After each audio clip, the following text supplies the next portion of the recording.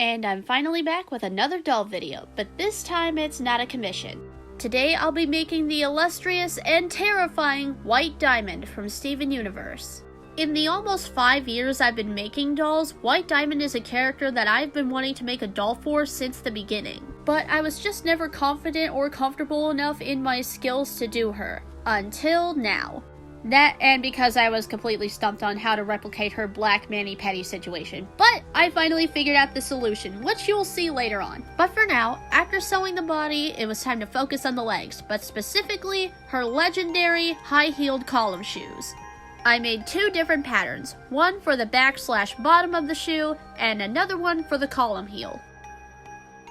And for these pieces, we'll be busting out the same metallic silver felt I used on Voltageous Frankie, because only the best, the shiniest, and the sparkliest will do.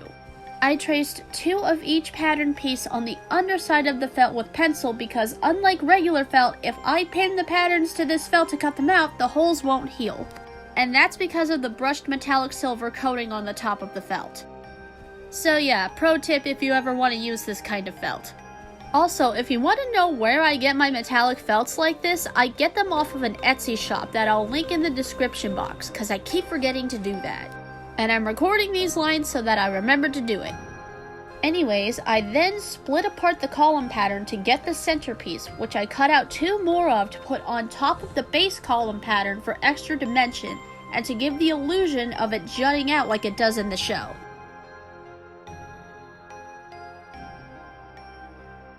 Also, be proud of me, guys. I figured out how to do a new transition. Look at this. Boop! Eep! It's so cool! And then I added a little bit of hot glue onto the top of the base column piece to attach the top column top piece. You probably see what's going on the screen. You know what I mean. And now we're gonna sew the rest of it down and add some details at the same time with this beautiful metallic silver thread. Now in order to replicate the sides of the column top curling inward on itself like it is in the reference image that I used, I just stitched an upside down V with the silver thread. And I know it's hard to see because of the reflection of the felt, but don't worry, I found a solution to that later. You'll see in a minute. And now I glue the center of the column to the back of the shoe. Why just the center? Well, you know how hot glue doesn't stick to metal? That's why. But it does hold on to the felt just enough for it not to move while I'm sewing it on so I don't have to use pins. Cause like I said before, pinholes in this felt do not heal. So now I'm following a reference image of White's shoes to replicate the detailing on the column with the silver thread and sewing it onto the back of the shoe at the same time. Which you now have a much better and less reflective view of because I turned off one of my lamps. Also, I'm not gonna lie, this piece may be small, but this whole thing still took a while to finish. So you know how it is when you work on lawn projects like this. You buckle up, you sit down, you grab you a snack, maybe put on a podcast, and if you're working with a monochromatic color palette and all white felt like I am, avoid any snacks that stain your fingers, so stay away from Cheetos.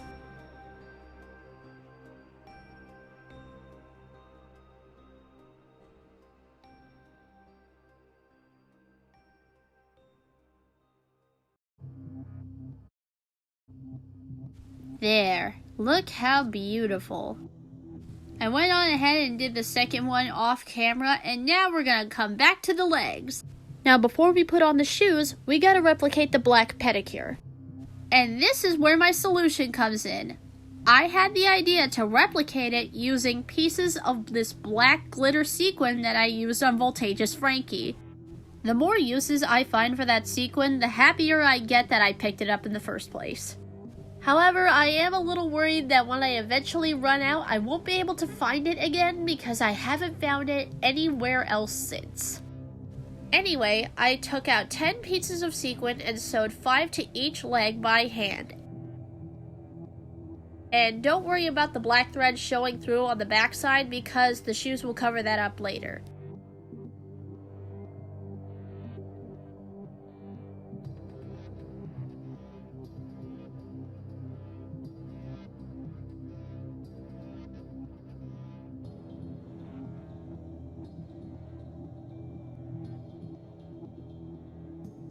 Look at that! Ah, I am so happy this turned out exactly the way I wanted it to.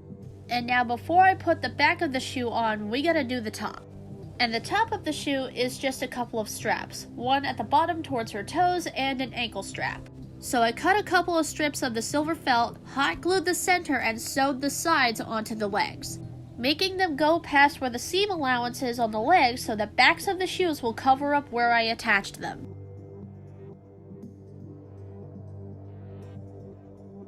And now we can finally add the back. At first I tried to do a straight back stitch, but the brushed metallic coating makes the felt a bit stiffer, so it didn't want to cooperate with the stitching. So I decided to do a whip stitch instead.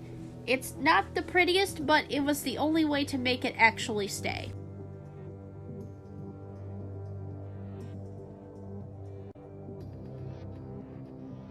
There. Shoes and a pedicure fit for an intergalactic alien overlord goddess lady.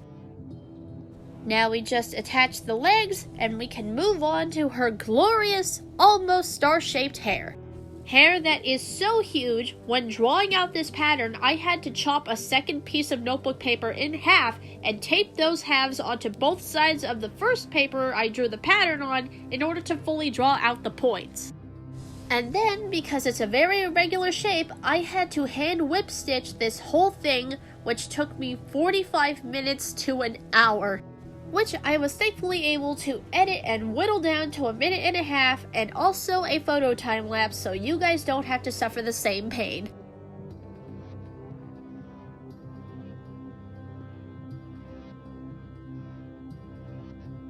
Also, I don't know if anybody else is gonna get this, but I just now noticed while recording the audio that White Diamond's hair, well, the shape of it, reminds me of Ruby from Trolls. Does anybody else remember that show? Just me? I still remember the theme song to that show. It was a bop. I used to go on the Trolls World website all the time when I was a kid. It was so much fun. And now to turn it inside out. Boop. I know it looks a little funny now, but this is the kind of hair shape that you just gotta trust the process on. And now we gotta stuff the tips with polyfill stuffing, but not all the way. I gotta sew it onto the head around the face before I can do that. And then we stuff the rest of it and then sew the back up.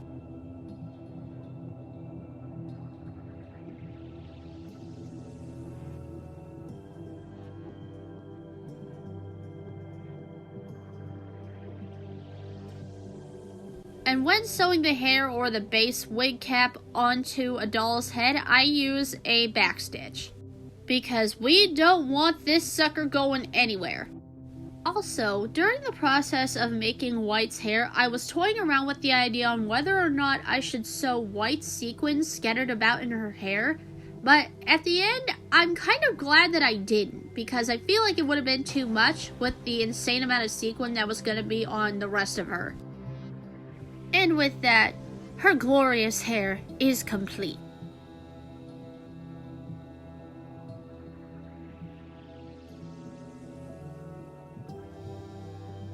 Now let's move on to her iconic dress. To start us off, I drew and cut out two different pattern pieces, one for the front and one for the back of the dress, and I gave the back a train despite not knowing if she actually has a train on the back, but hey, it adds a little bit of extra drama. And we're going to put the back to the side and focus on the front. Using the front dress pattern piece, I drew out that gray design that's on the front and cut it out so it fits perfectly. And instead of cutting it out of the metallic silver felt, I used plain gray. And that's because we are on a mission to make this dress sparkle like a frickin' supernova as White deserves. And I'm going to start by covering the entire gray section in silver sequin.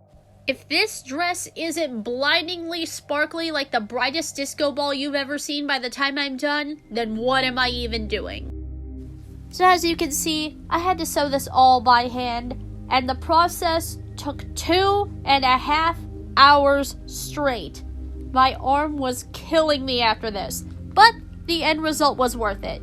So despite how fast it looks like I'm going thanks to speeding up the footage, however long you think it took so much longer. You know, a study should really be done on the effects of watching sped up footage like this, and how it can really mess with your perception of time, and how long it makes you think it's gonna take to do something.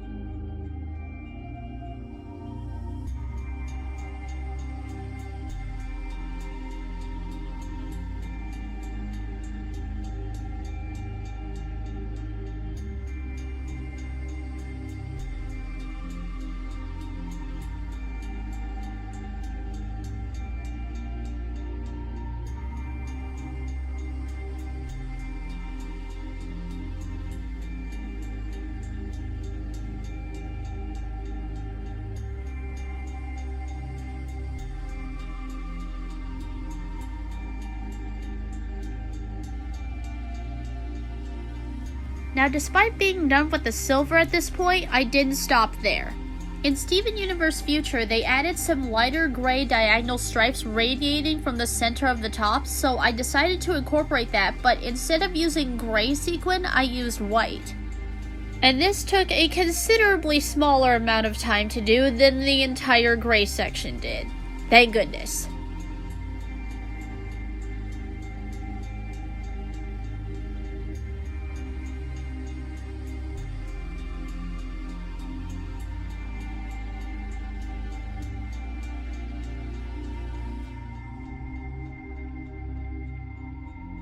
And now, the front of the dress is properly blinged out. Just look at how sparkly that is. I'd say it's a sufficient amount of sparkle, wouldn't you agree? Now for continuing the gray section on the back of the dress, I couldn't do the same thing because I have to sew on the cape and the arms later, so I just used a piece of silver felt. And with both pieces ready and properly blinged out, I sewed the dress together and then sewed the dress onto the body off camera, and now she's really starting to come together.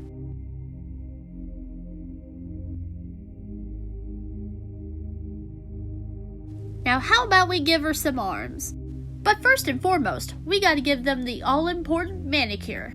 Now for the arms I had to do a little something different. I had to try and sew on the sequin before I stuffed the arms.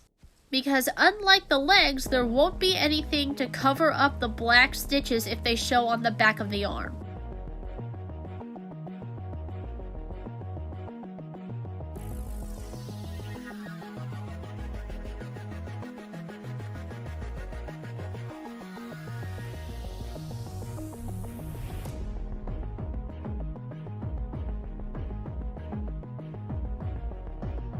And after we stuff them, we're gonna make and add the sleeves. Which I went back to White's original design from the main show for and made them out of some more silver felt. That way the sleeves match the shoes and it adds a little more cohesion to the design.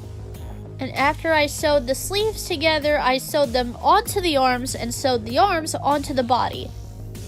But in hindsight, I really should have sewed the arms onto the body first and then sewed the sleeves onto the arms, because that was a lot of layers of felt and a layer of sequin to sew through, but oh well.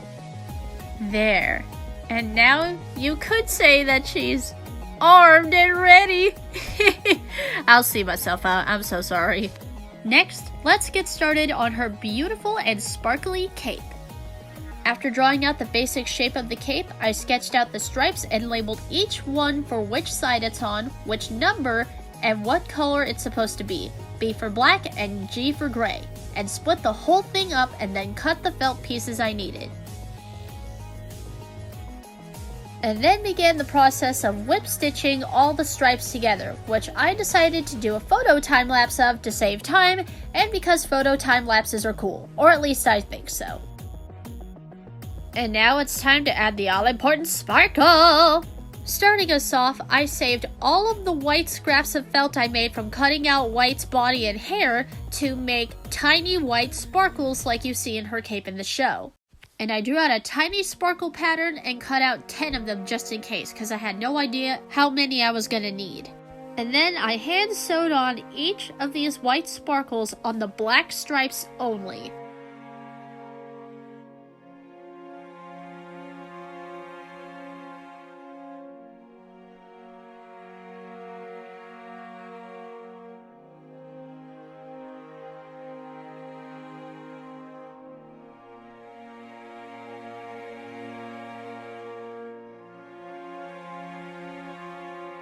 And now we start adding the real sparkle.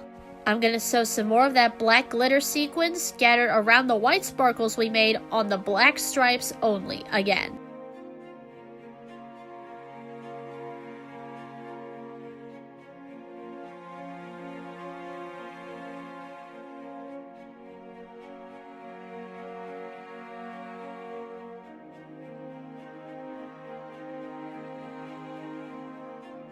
And now we show the gray stripes some love and scatter silver sequin all over those.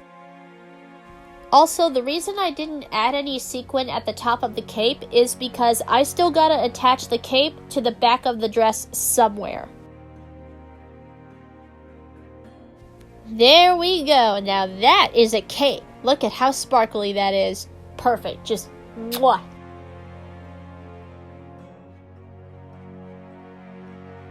And before I sewed the cape on, I added a back with some lighter gray felt because in the show, the stripes on the inside of the cape are a darker gray than the outside. After that, I went on ahead and sewed the cape onto the back of the doll off camera, and with that, White Diamond is almost entirely complete. And if you ask me, she's looking pretty fantastic already. However, she's missing one very important thing. Her gem! I usually use acrylic gems for my Steven Universe dolls, but an actual diamond-shaped one apparently doesn't exist, so I'm having to make one out of resin, mixed with these beautiful holographic flakes, as well as a little bit of pearl white mica powder. And I didn't know which technique was gonna look the best, so I made several gems instead of just one. I think I made 7? Actually, no, I just made 6. I looked through the footage. I made 6.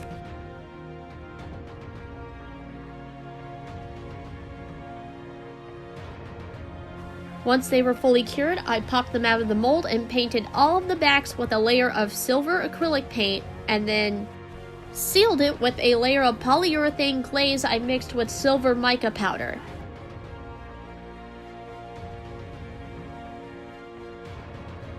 And I did that whole process one more time to make sure the backs were fully opaque.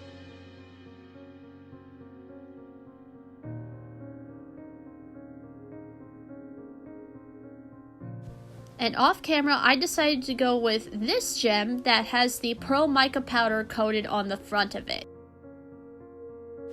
And now we're gonna prep White's forehead by sewing this little button I made out of Warbler onto the forehead where the gem is going to go. I never fully trust gluing my gems straight onto the felt because I know they're eventually gonna fall off, but what's a safer bet is gluing a gem onto some Warbler with E6000, cause that sucker ain't never gonna move unless you yoink it off, which is why I'm doing this. And now we add a dollop of the aforementioned E6000 and spread it around with a sewing pin. We want a nice even coverage. And finally, place the diamond on top and let the glue set.